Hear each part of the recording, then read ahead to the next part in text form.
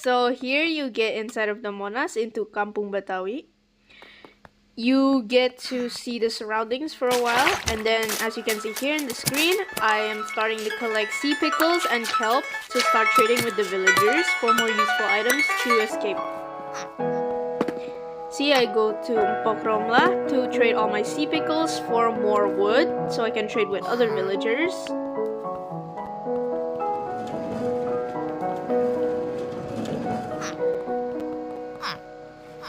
Here, I'm going to trade with Empok Ija to get some bamboo to melt all of the stuff I'm gonna need, such as fish.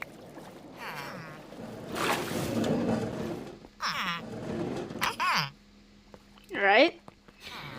Throw the excess off, and now I'm going to go to the house to find more villagers. Oh wait, never mind, there's one here. To trade all the wood that I got for more useful items, such as sticks, iron ingots, and string. All of this is to make 2 buckets and a fishing rod in the next house.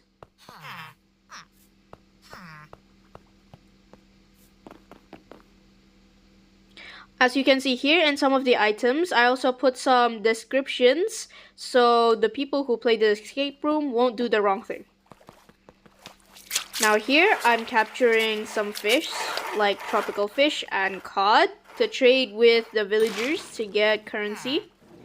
And I went fishing there to get some salmon and cod to trade with villagers as well. I'm cooking the fish inside of the smokers provided inside of the house so I can use it to trade because of the villagers wanted cooked fish and not raw fish.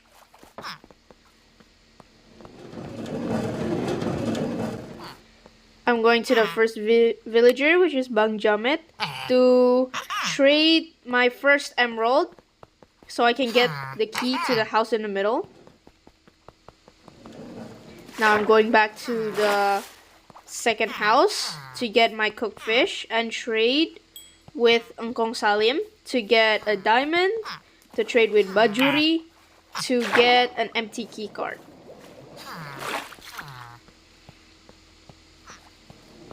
Now you might be wondering what the empty key card is for, so I'm gonna explain that further on because it's not used here yet. Now I'm going into the house, placing the house key beside and getting in. So now I'm placing the empty key card inside of the chest because I don't need it. So as you can see here, I entered a portal to get inside of the escape room world, and this is room 1. Room 1, I found a wooden pickaxe inside of the lava, and I found water and a chest with blaze stuff inside. And oop, one of the cobblestone actually led to a different basement compartment below here. Now, as you can see, I could have killed the magma cube, but since it already has some magma cream there, I don't need to kill it anymore. Now, the items on screen here might seem random for you, but I actually need these items specifically to craft a brewing stand and a fire resistance potion. You can also see that I used the wool from the sheep that I killed earlier there to bridge across the lava because it was impossible without it. The pickaxe also has only 9 durability left, so I can only use it 9 times. I used the 9 times to mine the 3 blocks at the start, and also to climb myself to grab the other ingredients. I went to the crafting table in the corner of the room, which is pretty hidden actually. I crafted the brewing stand and I started brewing my fire resistance potion.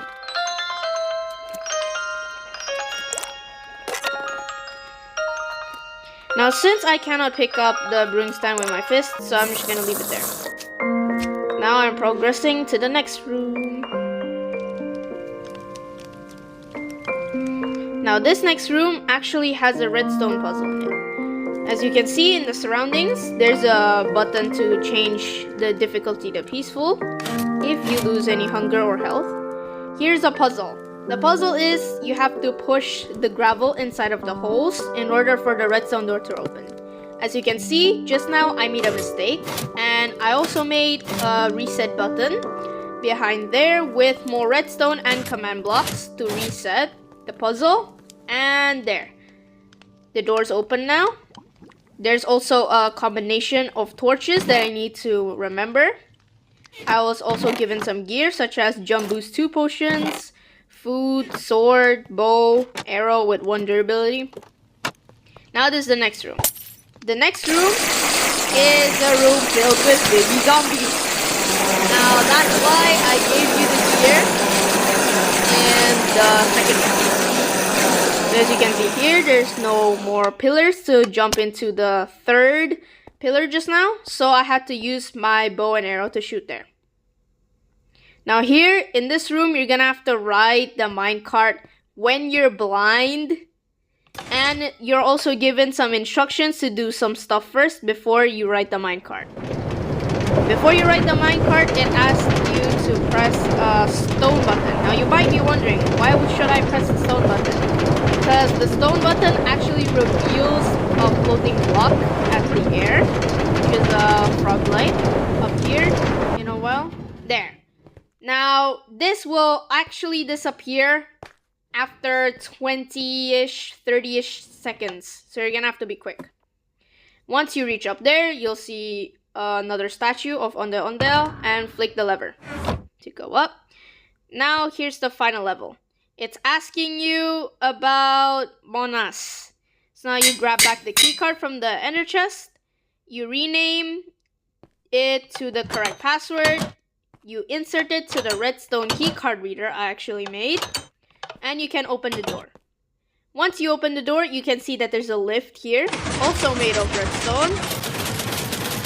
You just need to click the button and you can go to the top. Here's the inside of the Monas. The golden part to be exact. And here are some fireworks.